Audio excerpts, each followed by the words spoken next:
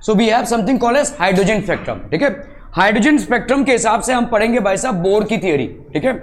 So whatever Bohr's theory was for structure of atom, we are going to understand on the basis of the hydrogen spectrum. The atomic spectrum of hydrogen has been proved to be very helpful in the development of atomic structure, ठीक है। तो आपका when an electric discharge is pass through hydrogen gas, it molecules dissociate into hydrogen atoms. तो भाई साहब देखो यहां पे है आपका हाइड्रोजन गैस, इस पे जब आप इलेक्ट्रिक डिस्चार्ज डालते हैं, ठीक है, इलेक्ट्रिक डिस्चार्ज मतलब इलेक्ट्रिक करंट पास करवाते हैं, तो it actually splits up into hydrogen atoms. This is hydrogen molecule, इस पे आपने इलेक्ट्रिक डिस्चार्ज डाला तो ये क्या बन जाएगा, हाइड्रोजन एटम्स बन जाएगा, ठीक है। तो it's molecules dissociate into hydrogen atoms and energetically excited hydrogen atom then emits electromagnetic radiations of discrete frequencies. तो ये भाई साहब एक्साइट हो गया और ये अलग अलग रेडिएशंस एमिट करेगा, ठीक है, अलग अलग फ्रीक्वेंसीज की, ठीक है।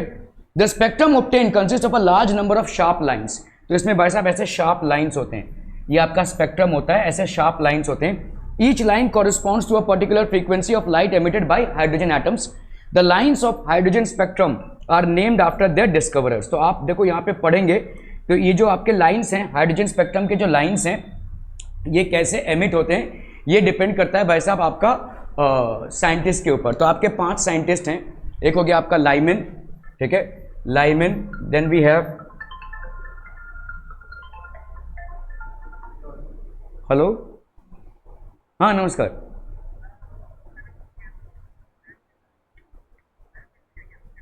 हाँ मैं आपको थोड़ी देर में फ़ोन करूँ, हाँ मैं बताता हूँ आपको, हाँ हाँ हाँ हाँ मैं बताता हूँ वो सीन क्या है, हाँ कॉम्प्लेक्स है थोड़ा सा सीन, ठीक है चलेगा।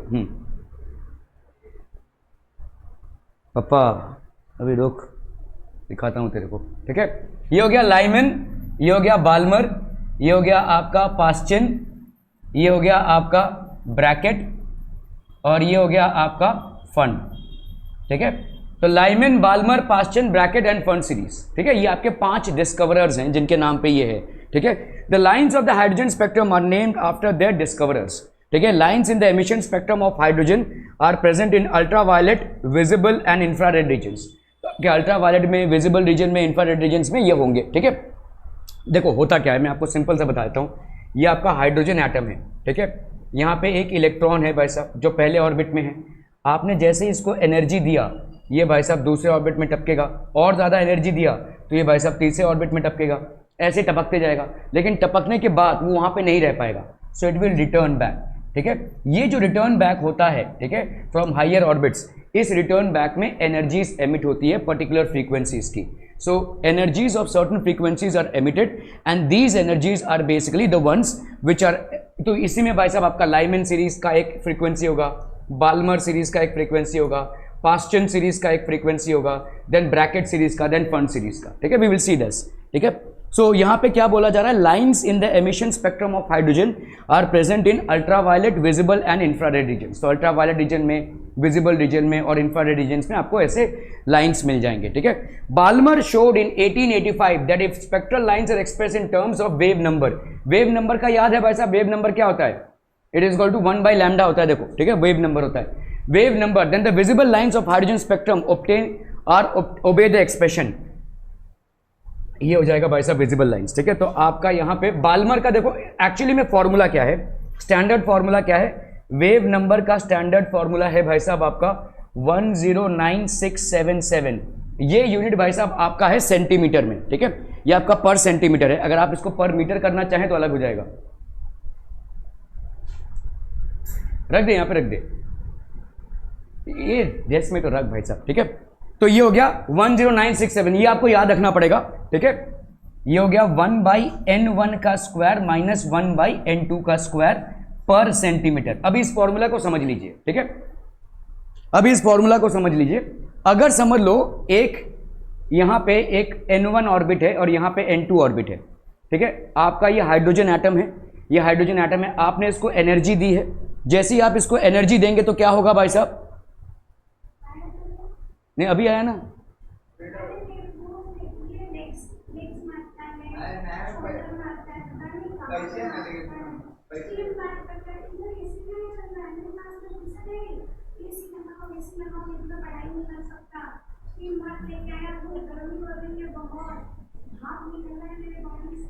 ओके, देखते हैं स्टीम हाथ बनाते हैं यहाँ पे।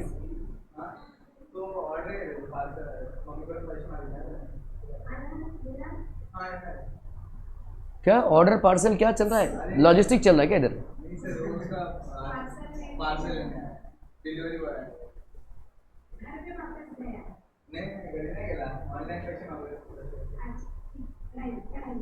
N1 तो आपका भाई साहब एक इलेक्ट्रॉन है, इसको एनर्जी मिली, ये N2 में टपका, फिर ये वापस आएगा, है ना, N2 में टपक के वापस आएगा, और जैसे ही वापस आएगा तो क्या एमिट करेगा भाई साहब? It will emit energy of certain frequency. ठीक है, इस फ्रीक्वेंसी का वेव नंबर क्या हो जाएगा? वेव नंबर हो जाएगा आपका 1 by lambda, which will be how much? 109677 1 by N1 का स्क्वायर माइनस 1 बाई N2 का स्क्वायर। ठीक है, आर बी क्लियर? ये पर सेंटीमीटर होगा, दिस इज वेव नंबर। समझ में आ रहा है? N1 क्या है, N2 क्या है? देखो, N1 में इलेक्ट्रॉन था ग्राउंड स्टेट में, इसको एनर्जी मिली तो ये N2 में टपका, N2 में जाकर ये रह नहीं पाएगा, वापस आएगा, तो N2 में जब N1 में आएगा वापस तो एक एनर्जी निकलेगी, ये एनर्जी हो गई भाई साहब HV। इस एनर्जी का वेव नंबर क्या होगा? इस एनर्जी का वेव नंबर इस फॉर्मूले से मिलता है। ठीक है, और वेव नंबर होता क्या है भाई साहब? कायदे से देखो तो वेव नंबर होता है आपका 1 बाई लैम्डा। ठीक है, क्लियर है? पर सेंटीमीटर के हिसाब से। आओ आओ आओ ठाकुर आओ, ओ वाह क्या लाए हैं, देखो डिलीवरी बॉय।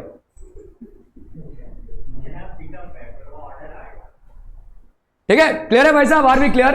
देखो फिर से मैं बता रहा हूं आपका, समझो यहां पे एक एटम है, देखो इसको ध्यान से समझो, ये आपका एटम है, इस एटम के आजू बाजू भाई साहब एक आपका ऑर्बिट में इलेक्ट्रॉन घूम रहा है। ठीक है, और दूसरा ऑर्बिट में भाई साहब ये इलेक्ट्रॉन। ठीक है, तो let's say this is N1, this is N2, this is basically the atom in which the protons and neutrons are there. If you happen to provide energy to this atom, what will happen? The electron from N1 will move to N2, but when it moves to N2 it will not be able to sustain itself, so it will move back to N1, ये वापस N1 में आ जाएगा। ठीक है, it will not be able to sustain itself, it will move back to N1, and when it does so what will happen? It will emit energy of a certain frequency। ये जो emit हो रही है energy, इस energy का wave number का formula क्या है? और वेव नंबर ध्यान रहे बच्चा पार्टी क्या होता है? 1 बाई लैम्डा। मतलब अगर आपने वेव नंबर फाइंड आउट कर लिया तो ऑब्वियसली वेवलेंथ भी फाइंड आउट कर सकते हैं, क्योंकि वेवलेंथ आपका क्या हो जाएगा बोलो? 1 बाई वेव नंबर, है ना। इसकी वैल्यू क्या हो जाएगी? ये जो वेव नंबर है, this value will be equal to 109। ठीक है, ये नंबर आपको याद रखना है, 109677, 109677। ये हो गया 1 बाई N1 का स्क्वायर माइनस 1 बाई N2 का स्क्वायर। ये है भाई साहब आपका फॉर्मूला। ठीक है, this is the wave number of the emitted emission, और ये आंसर है पर सेंटीमीटर में, पर सेंटीमीटर में। क्या ये समझ में आ रहा है? अभी जैसे समझो, अगर पहला वाला ऑर्बिट है और ये दूसरा वाला ऑर्बिट है, मुझे बताओ यहाँ पे N1 की वैल्यू क्या हो जाएगी? 1, N2 की वैल्यू क्या हो जाएगी? 2। तो सिंपली आपका वेव नंबर क्या हो जाएगा? 109677। ये हो गया 1 बाई N1 का स्क्वायर, दैट इज 1 का स्क्वायर माइनस 1 बाई 2 का square, so that will be 109677। यहाँ पे हो गया आपका 1 by 1 minus 1 by 4, so that is going to be 109677। यहाँ पे हो गया आपका 4, और यहाँ पे हो गया 4 माइनस 1 दैट इज 3, तो ये हो गया 109677 into 3 by 4। Are we getting this people? हम जो भी इसका आंसर आ गए। क्लियर है? क्लियर है? क्लियर है भाई साहब? ओके ओके ओके, ठीक है। तो आपका यहाँ पे where n is an integer equal to greater than और 3, तो n की वैल्यू जो होगी भाई साहब वो इक्वल टू और ग्रेटर देन 3, इक्वल टू और ग्रेटर देन 3। लेकिन आपका एक्चुअली में फॉर्मूला क्या है, इस फॉर्मूला को आप मानकर चल सकते हैं। लेटर है स्वीडिश, तो रिडबर्ग ने भाई साहब ये कांस्टेंट डाला है। बाल्मर ने ये बोला था, क्योंकि बाल्मर जो थे उनका जो पहला सीरीज आया था, लाइमन आया था, उसके बाद बाल्मर आया था, और बाल्मर आया था जब n2 की वैल्यू 2 ली थी आपने, तो उन्होंने बोला कि भाई इससे ज़्यादा कुछ हो नहीं सकता, लेकिन उसके बाद हमको 3 भी मिला, 4 भी मिला, 5 भी मिला, 6 भी मिला। ठीक है, तो हम ये मान सकते हैं कि आपका रिडबर्ग ने ये फॉर्मूला दिया हुआ है। रिडबर्ग ने क्या फॉर्मूला दिया हुआ है? Wave number is equal to 109677 1 by N1 का स्क्वायर माइनस 1 बाई N2 का स्क्वायर पर सेंटीमीटर में। ठीक है, क्लियर है भाई साहब? Where N1 and N2 are integers such that N2 आपका हमेशा क्या होगा? N1 से ग्रेटर होगा। The value of 109677 is called the Rydberg constant. इसको अपन रिडबर्ग कांस्टेंट बोलते हैं, जिसको अपन क्या लिख सकते हैं? This can also be written as RH। This is known as Rydberg constant.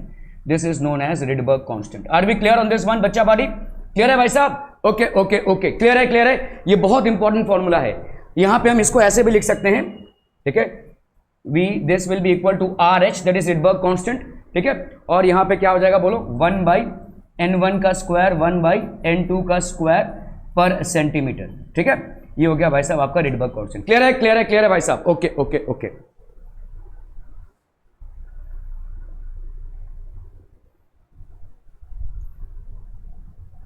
Okay तो यहां पे हो गया आपका लाइमैन सीरीज। अब देखते हैं हम भाई साहब कैसे सीरीज जनरेट हो रहे हैं। जो ये जितने भी सीरीज आपके जनरेट हो रहे हैं उसमें n1 और बाकी n2 के वैल्यूज क्या क्या हैं, ठीक है।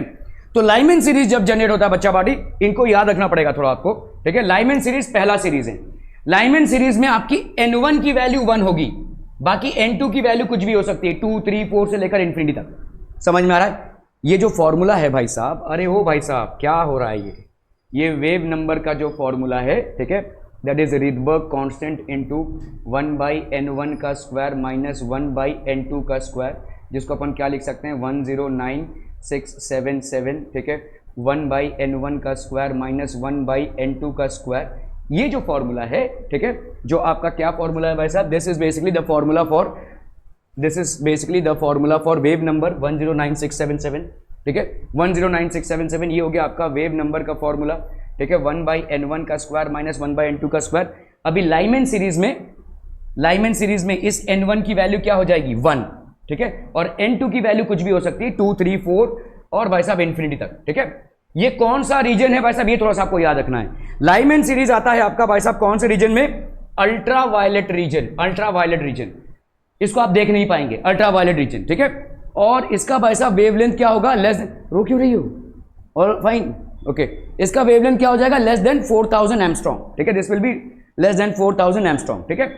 बाल्मर सीरीज में क्या हो जाएगा भाई साहब, ये n1 की वैल्यू हो जाएगी 2, बाकी n2 की वैल्यू 3 4 से लेकर इंफिनिटी तक। ये कौन से रीजन में आता है, विजिबल रीजन। आपका जो ये विजिबल लाइट है ये बाल्मर रीजन में आता है, ठीक है, बाल्मर रीजन में आता है। इसका वेवलेंथ होगा आपका 4000 से 7000 एंगस्ट्रॉम तक, this will be 4000 to 7000 angstrom, ये लिखते जाइए, ठीक है, ओके। पास्चन सीरीज भाई साहब क्या हो जाएगा, n1 की वैल्यू हो गई भाई साहब 3 और n2 की वैल्यू क्या हो जाएगी 4 5 से लेकर इंफिनिटी तक।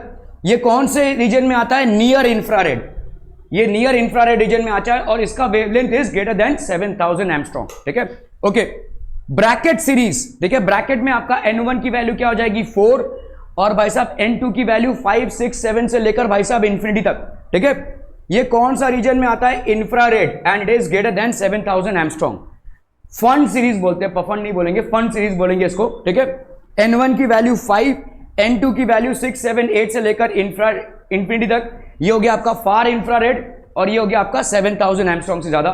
हम्फ्री सीरीज ये बहुत कम पूछा जाता है, ठीक है, बहुत ही कम पूछा जाता है, जनरली 1 2 3 4 5 इसमें कहानी खत्म हो जाती है। हम्फ्री सीरीज होता है n1 is equal to 6, n2 की वैल्यू 7 8 9 तक।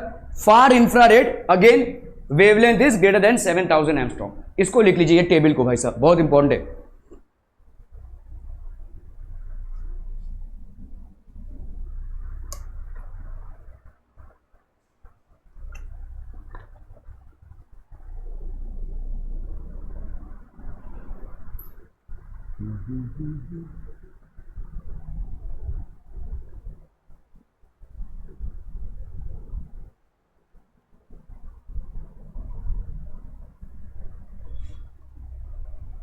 क्लियर हम बच्चा पाड़ी, are we clear clear clear.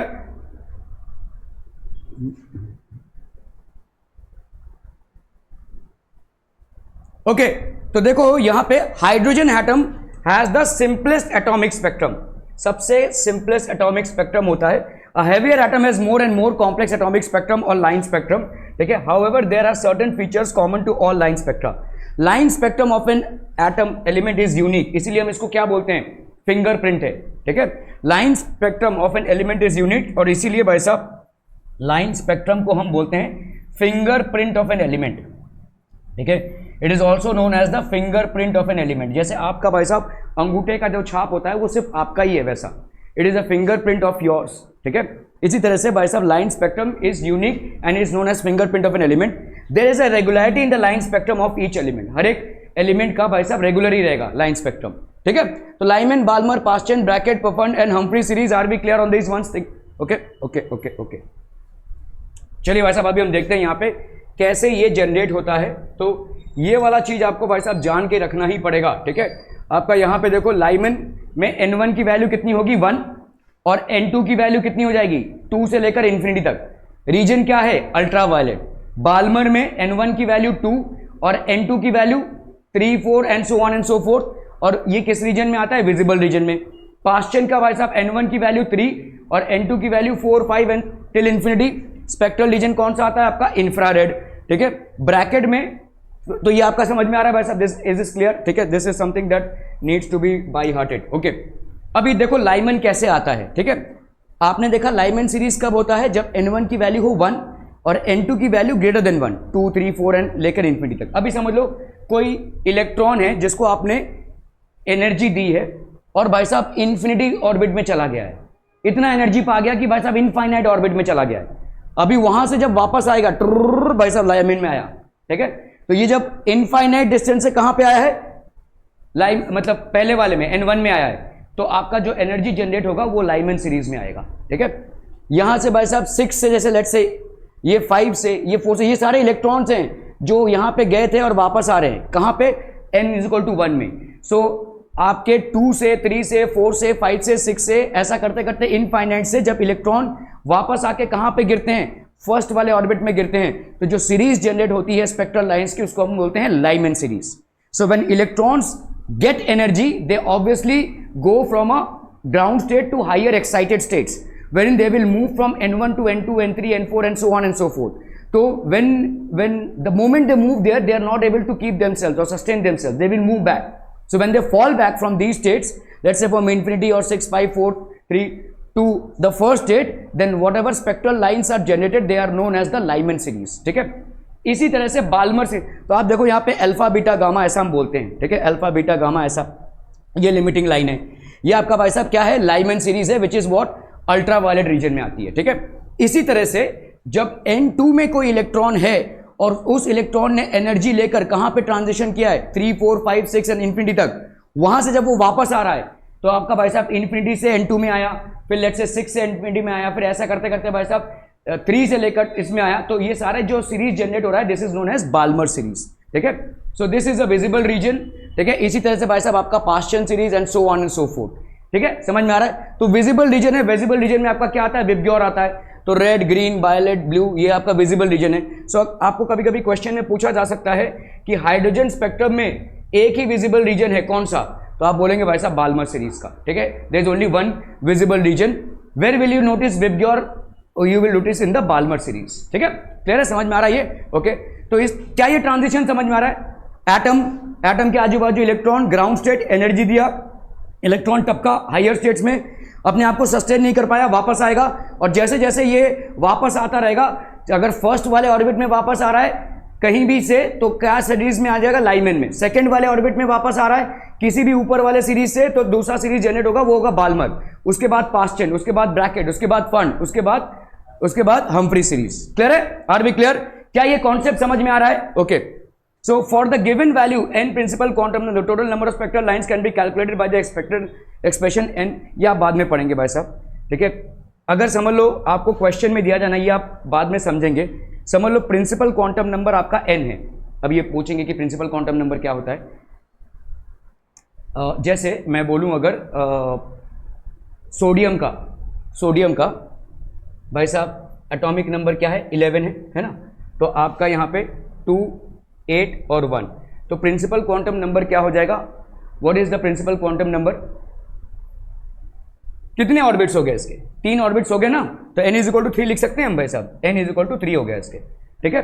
तो अगर प्रिंसिपल क्वांटम नंबर आपको मालूम है किसी भी एटम का, तो number of spectral lines can be calculated, तो कितने नंबर ऑफ स्पेक्ट्रल लाइंस हो जाएंगे 3 × 3 - 1/2, ठीक है।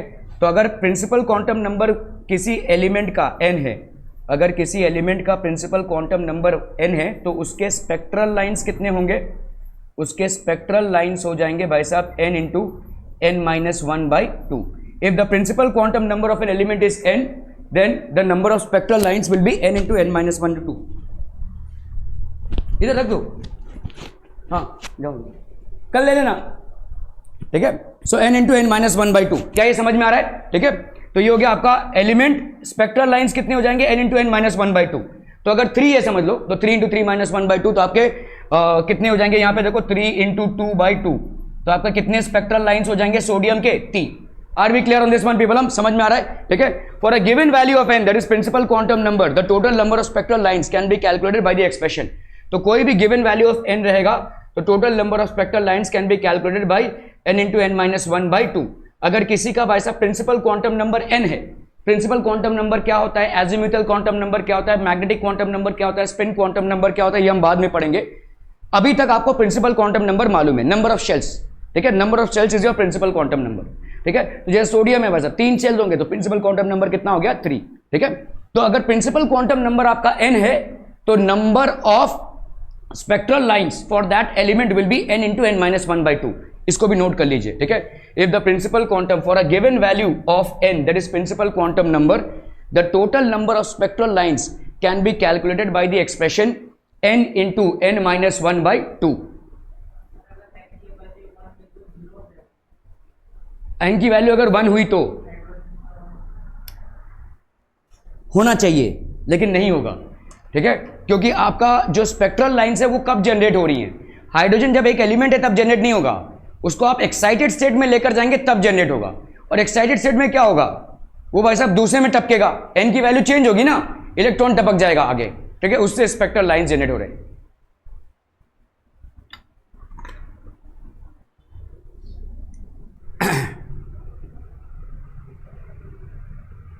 ओके, सो आर भाई साहब आपका क्या हो गया, जो आर हम लिख रहे हैं किस फॉर्मूले में भाई साहब, ये जो वेव नंबर है इस वेव नंबर में हम जो रिडबर्ग कांस्टेंट डाल रहे हैं, ये वेव नंबर हो गया 109,677 सेंटीमीटर में जब हम ले रहे हैं 1/n1 का स्क्वायर माइनस 1/n2 का स्क्वायर, यही है आपका क्या आर एच, जिसको अपन क्या बोलते हैं Rydberg constant. This is known as Rydberg's constant. Are we clear on this one people? This is known as Rydberg's constant. So R is known as the Rydberg constant. Its value is as 10967. ये जो आपका answer आएगा भाई साहब ये पर centimetre में होगा, दिस विल बी पर सेंटीमीटर, ठीक है। The value of 1/r is, तो ये आपका हो गया भाई साहब। तो आप इसको जनरली कैलकुलेशन जब आप करते हैं, ठीक है, तो यहाँ पे 10967 ना लेकर हम यहाँ क्या ले लेते हैं 1 इंटू, अगर हमने मीटर में ले लिया इसको तो पर मीटर मतलब देखो पर सेंटीमीटर, 1 सेंटीमीटर में कितना होता है 100 मीटर, तो ये 100 से मल्टीप्लाई हो जाएगा, मतलब ये क्या हो जाएगा देखो 109,677,001 1/n1 का स्क्वायर माइनस 1/n2 का स्क्वायर पर मीटर हो जाएगा ये, ठीक है। इसी को अपन क्या लिख सकते हैं 1 इंटू 10⁻⁷ 1/n1 का स्क्वायर माइनस 1/n2 का स्क्वायर पर मीटर, ये हो गया आपका वेव नंबर, ठीक है। Are we clear on this one people? The value of 1/r is equal to 911.5 angstrom is sometimes useful. ये भाई साहब यूजफुल है, ठीक है। तो value of 1/r which is approximately equal to 1/r की वैल्यू क्या है 1/r is equal to 911.5 angstrom, ठीक है, which is sometimes useful. This relation exactly matches with the empirical relation given by Balmer and Rydberg to account for the spectral lines in hydrogen atom spectra. In fact, the value of Rydberg constant is empirical relation is approximately the same calculated from Bohr's theory. ये सब आपके काम की चीज नहीं है। The maximum number of lines that can be emitted when an electron is in the excited state n is equal to 2, de-excites to a state n is equal to 1 is given by, तो आपका समझ लो ये excited state है, ठीक है। तो the maximum number of lines that can be emitted when an electron in the excited state, तो let's say n is equal to क्या है आपका n2 है, ठीक है। de-excites to a state n is equal to n1, कितने spectral lines emit हो सकते हैं n2 minus n1 plus 1 into n2 minus n1 by 2, ये हो जाएगा आपके maximum number of spectral lines. तो ये भाई साहब आपका फर्स्ट एक्साइटेड स्टेट है, ये आपका सेकंड एक्साइटेड स्टेट है। n2 से n1 में जब वो वापस आ रहा है कितने maximum number of lines generate हो सकते हैं, ये हो जाएगा n2 minus n1 plus 1 n2 minus n1 by 2। For example जैसे समझो लाइमेन सीरीज में पहला सीरीज n2 आपका लेट से 2 है, n2 आपका क्या है 2 है, n1 कितना है भाई साहब 1 है, तो कितने नंबर ऑफ स्पेक्ट्रल लाइंस होंगे देखो 2 माइनस 1 प्लस 1 है कि नहीं, 2 माइनस 1 प्लस 1, और यहाँ पे क्या हो जाएगा 2 माइनस 1 अपॉन 2, तो इसको कर लो भाई साहब, यहाँ पे कितना हो जाएगा देखो 2 माइनस 1 कितना हो गया 1, 1 प्लस 1 हो गया आपका 2, ठीक है, 2 माइनस 1 हो गया 1, तो कितना होगा 1 ही तो होगा ना। देखो इसमें आओ, देखो यहाँ पे क्या है ये कहां से कहां रहा है, ये एक ही लाइन जनरेट होगा ना भाई साहब, 2 से जब 1 पे आ रहा है तो एक ही लाइन तो जनरेट होगा, समझ में आ रहा है ये, ठीक है। तो ये एक इंपॉर्टेंट फॉर्मूला है कि अगर आपका देखो ये अगर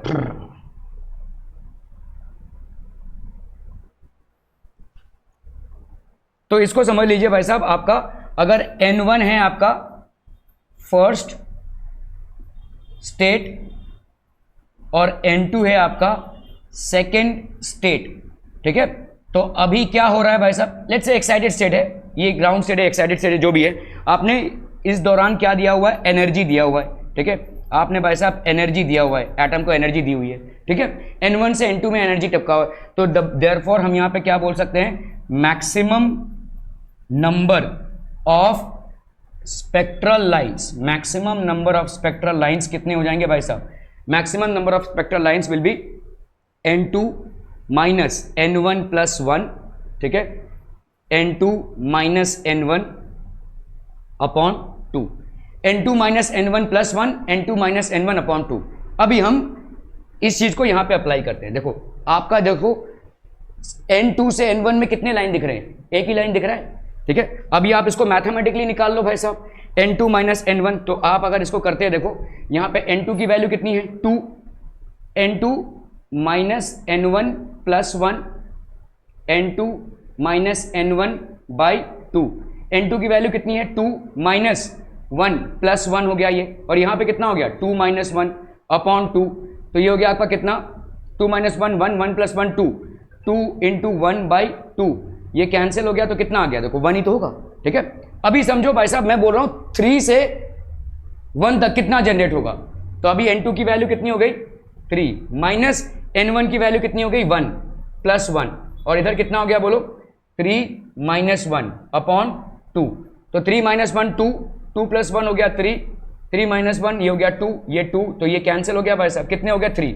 अभी देखो ध्यान से, ठीक है, यहां से एक, यहां पे एक है कि नहीं, इधर से इधर एक, ठीक है, इधर से इधर एक, और इधर से इधर एक, 3 हो गया कि नहीं, समझ में आ रहा है। ये सेकंड से सीधा फर्स्ट पे जो जंप हो रहा है उसका एक, सेकंड से जो फर्स्ट पे जंप, सॉरी थर्ड से, यहां पे 3 है ना, थर्ड से जो फर्स्ट पे जंप हो रहा है उसका एक, थर्ड से सेकंड, फिर सेकंड से फर्स्ट, ये 2 हो गए, तो 3 हो गए आपके, 3 spectral lines.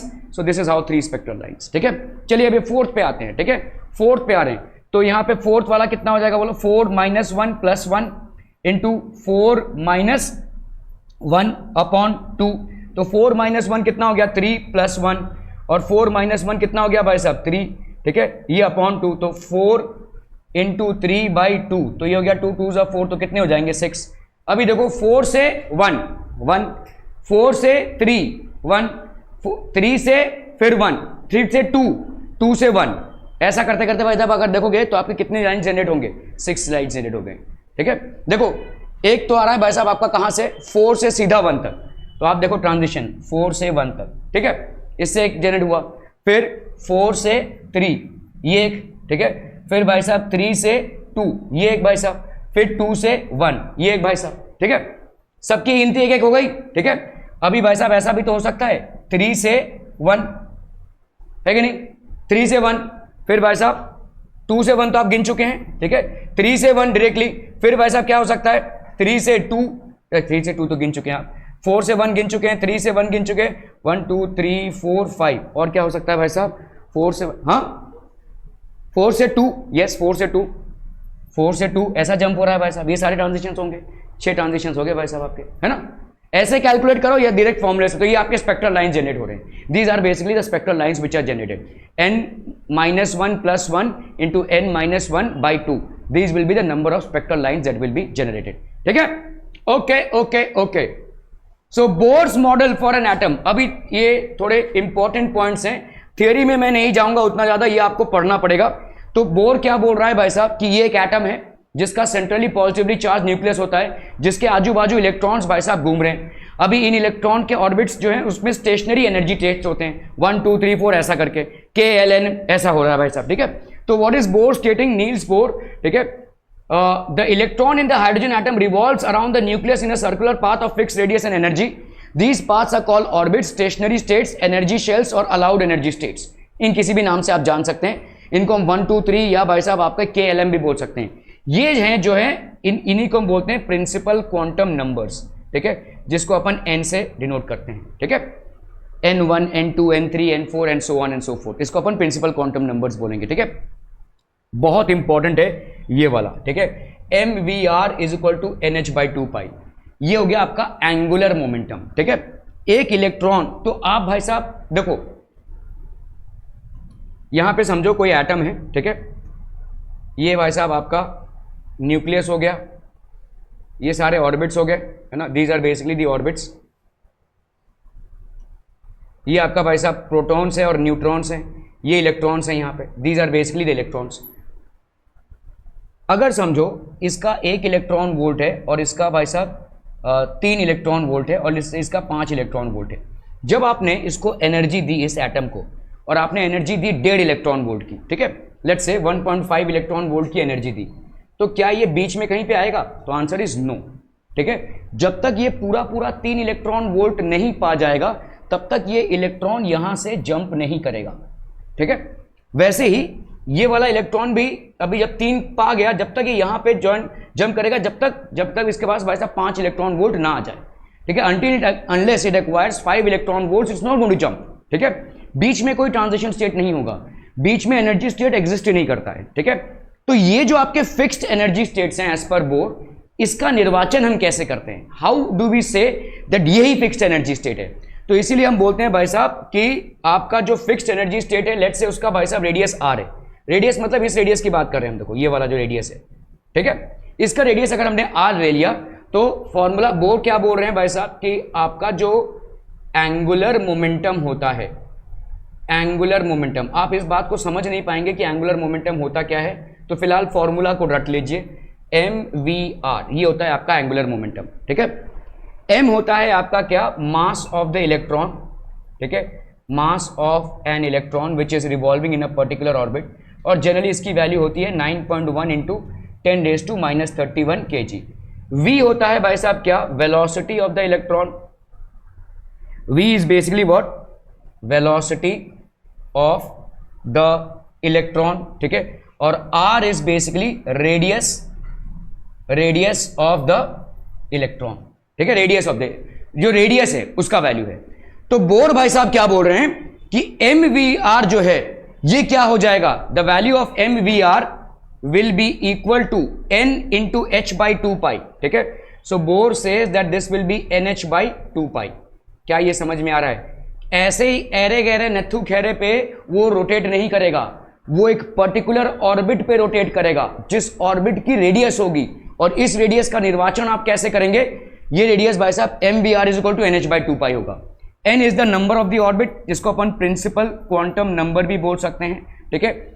h is obviously क्या है भाई साहब? आपका Planck's constant, this is basically the Planck's constant, and the value of Planck's constant is how much बच्चा party? This is equal to 6.626 into 10⁻34, ठीक है। ये सारे आपके वैल्यूज हैं, ठीक है, क्लियर है? तो बोर भाई साहब ये बोल रहे हैं कि कोई भी इलेक्ट्रॉन एक फिक्स्ड एनर्जी लेवल पे ही रोटेट करता है, ठीक है, और ये जो फिक्स्ड एनर्जी लेवल है इसका रेडियस हम कैसे निर्धारित करते हैं, कैसे तय करेंगे इसको? तो इसको तय करते हैं इस रिलेशन से, ठीक है।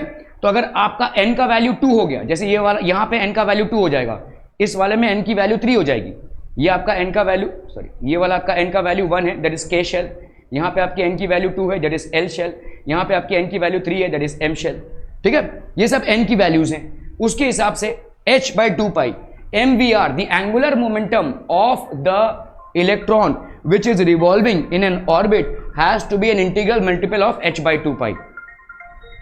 1 second.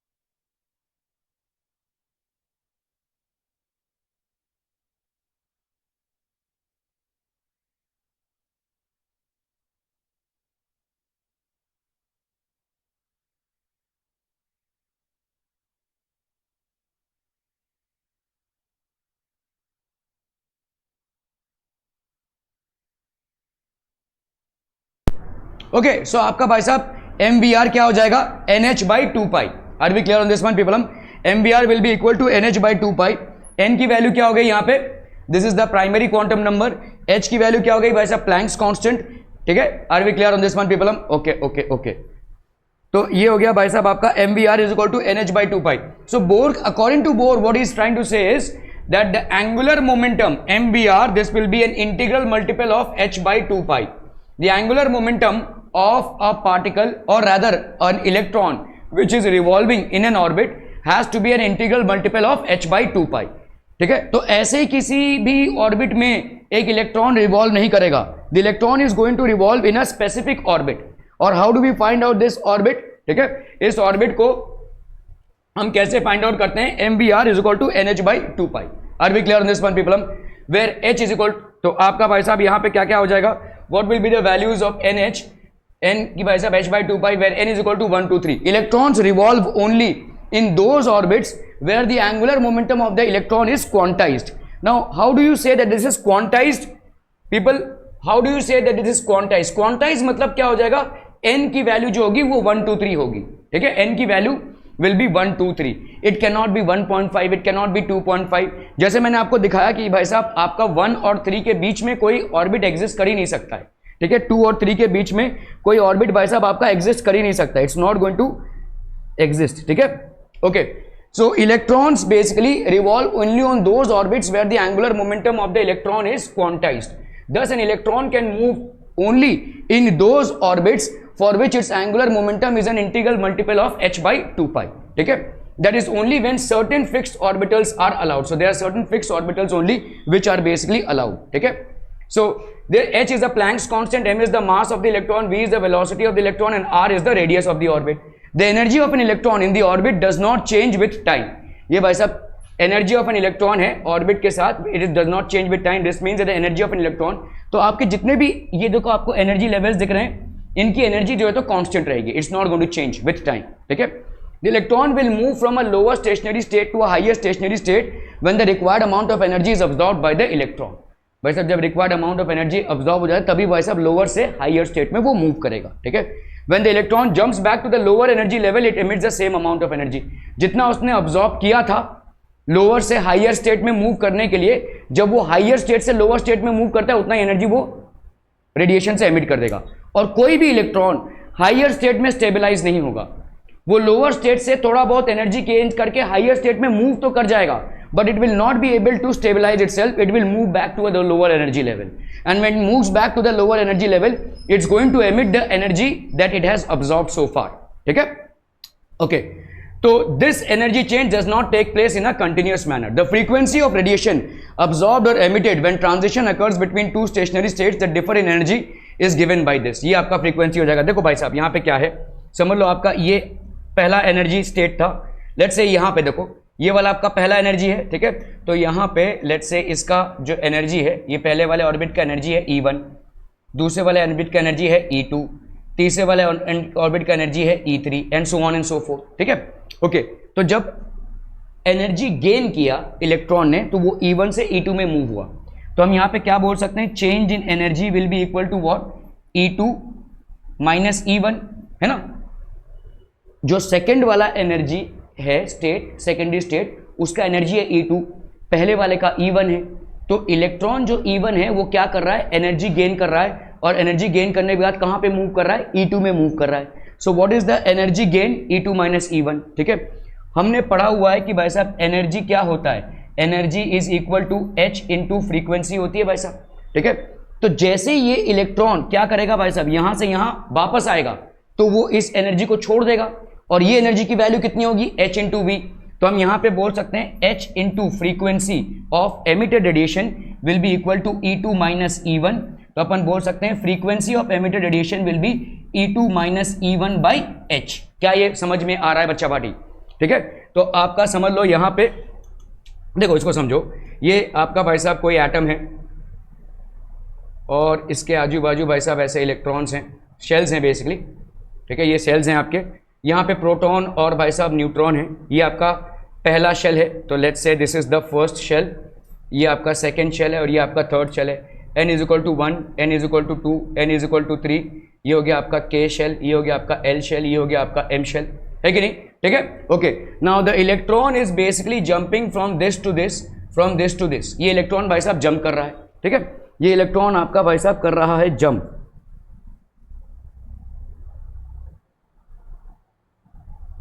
ये इलेक्ट्रॉन इज जंपिंग।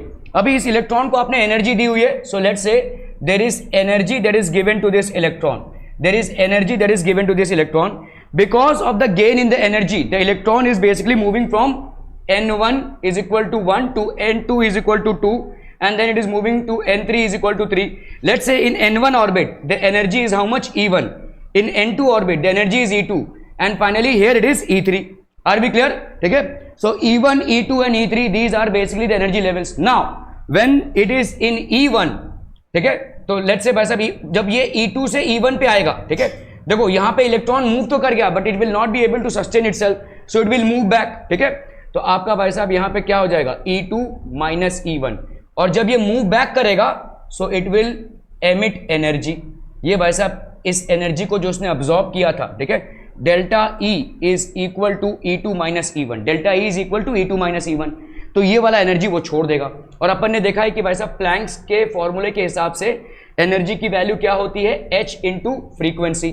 तो ये delta E is equal to E2 minus E1, इस डेल्टा E की जगह पे अपन क्या लिख सकते हैं? H into frequency will be equal to E2 minus E1।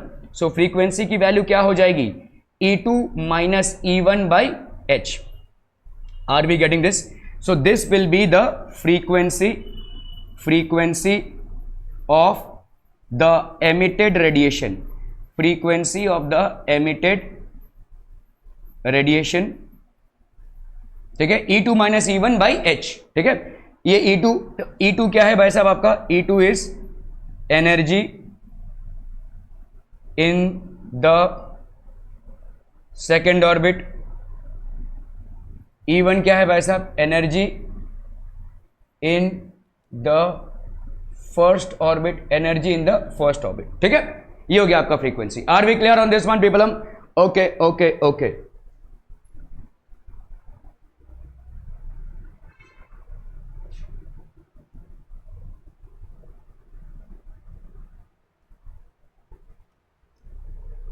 So according to Bohr's theory, ठीक है, the stationary states for electrons are numbered as n is equal to 1, 2, 3, ऐसे भाई साहब आपके stationary states हैं, ठीक है। So these integral numbers are known as principal quantum numbers। इनके भाई साहब principal quantum numbers हम बोलेंगे। n is equal to 1 मतलब k shell हो गया, n is equal to 2 मतलब l shell हो गया, n is equal to 3 मतलब m shell हो गया, ये सब आप पढ़ चुके हैं। इनको अपन बोलेंगे principal quantum numbers, ठीक है। The radii of the stationary states are expressed as, ये भाई साहब radii है, समझ लो कोई nth ऑर्बिट है, nth ऑर्बिट, इसको लिख लीजिएगा भाई साहब। nth ऑर्बिट का जो रेडियस है उसको अपन कैसे लिखते हैं? nth ऑर्बिट का radius Rn is equal to n square into a naught. ये a नॉट बेसिकली क्या है?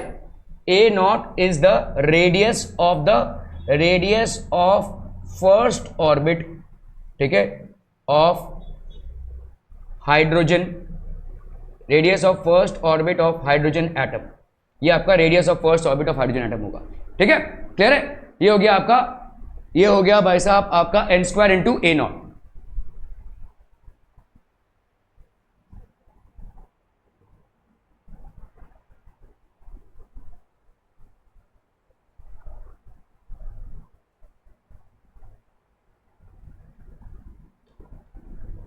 ठीक है, n square into a naught. So आपका भाई साहब यहां पे क्या हो जाएगा? Radius of the nth orbit in a Bohr's atom for hydrogen will be equal to n square into a naught, ठीक है, क्लियर है? ओके, अभी ये a नॉट की वैल्यू कितनी होगी भाई साहब? 52.9 पिकोमीटर। इसको हम कैसे कैलकुलेट करते हैं वी विल सी लेटर, ठीक है। हाँ इधर रख दीजिए, इधर रख दीजिए, हाँ 52.9 पिकोमीटर, ठीक है। 52.9 पिकोमीटर मतलब कितना हो जाएगा? 52.9 into 10 raise to minus 12 metre a naught की वैल्यू हो गई 52.9 पिकोमीटर, ठीक है। इसको कैसे कैलकुलेट करेंगे? बहुत आसान है भाई साहब, देखो यहां पे MVR, ठीक है, देखो इसको MVR is equal to NH by 2 pi, ठीक है। अभी अगर n की वैल्यू अपन 1 ले रहे हैं, ठीक है, तो इस r को अपन क्या ले लेते हैं, ये पहला ऑर्बिट होगा, इसको अपन a नॉट ले लेते हैं। तो यहां पे क्या हो जाएगा, m v a not is equal to n h by two pi. इस a नॉट को अगर हम करते हैं n h by two pi m into v, तो हमको ये जो वैल्यू मिलती है इसकी वैल्यू आती है 52.9 पिकोमीटर्स। ठीक है, this will be the radius. वहां पे अपन ने n की वैल्यू 1 डाली, h की वैल्यू 6.626 डाली, 2 और पाई की वैल्यू 3.14, v आपका क्या हो जाएगा, velocity of electromagnetic radiation that is 3 into 10⁸, और m की वैल्यू हो गई 9.1 इंटू 10⁻31। ये सब तमाम कैलकुलेशन करेंगे तो इससे आपका radius of the first Bohr's orbit, इसको हम radius of first Bohr's orbit भी बोलते हैं। ठीक है, तो आपका ये जो 52.9 पिकोमीटर है, this is radius of first Bohr's orbit हो जाएगा, radius of first Bohr's orbit. ठीक है, okay, so as n increase the value of r will decrease. तो अपन भाई साहब क्या बोल सकते हैं, आर एन की वैल्यू हो गई एन स्क्वायर ए नॉट। तो जैसे जैसे भाई साहब आपका क्या हो जाएगा, value of as and when, ठीक है, n increase the value of r will also increase. भाई साहब जैसे जैसे एन इंक्रीज होता जाएगा वैसे वैसे, ठीक है, okay. Energy of electron in stationary state, ठीक है, अगर स्टेशनरी स्टेट में है तो E n will be equal to minus R H 1 by n का स्क्वायर। आर एच की वैल्यू आप जानते हैं 1 इंटू 10⁻⁷ लिख सकते हैं सिंपल पर मीटर। ये हो जाएगा energy, energy of electron in the stationary state. तो energy of state one R H is called the Rydberg constant and its value is this much, 2.18 into 10⁻18 joules. ठीक है, वहां पे आपने रिडबर्ग कांस्टेंट, यहाँ पे आर एच की वैल्यू कितनी हो जाएगी भाई साहब, आर एच की वैल्यू हो जाएगी 2.18 इंटू 10⁻18 जूल्स। इन सबको भाई साहब ठीक से लिख लीजिए। And this energy, this is the energy of hydrogen atom for n is equal to 2 क्या हो जाएगा बोलो, तो आप देखो यहाँ पे n की वैल्यू 2 डाल दीजिए, 2 का स्क्वायर हो जाएगा 3, n इज इक्वल टू 3 मतलब यहाँ पे 3 स्क्वायर डाल दीजिए। ठीक है, क्लियर है भाई साहब। तो अपन यहाँ पे क्या लिख सकते हैं, अपन यहाँ पे लिख सकते हैं ई एन की वैल्यू, ई एन की वैल्यू अगर जूल्स में आपको एक्सप्रेस करना है तो ये माइनस आर एच की वैल्यू कितनी है 2.18 इंटू 10⁻18, सीधा इसको लिखिए 1 बाई एन का स्क्वायर। ठीक है, if you have to express this in joules, if you have to express this in joules, ठीक है, तो 2.18 into 10⁻18 1 by n square joules, ये हो गई आर की वैल्यू, अपना ई एन की वैल्यू। ठीक है, तो energy of an electron in the nth orbit will be equal to, ये सब आपको याद रखना पड़ेगा, -2.18 into 10⁻18 into 1 by n square joules. Are we clear on this one people, हम समझ में आता हम? Okay, thank you so much for your valuable time for today.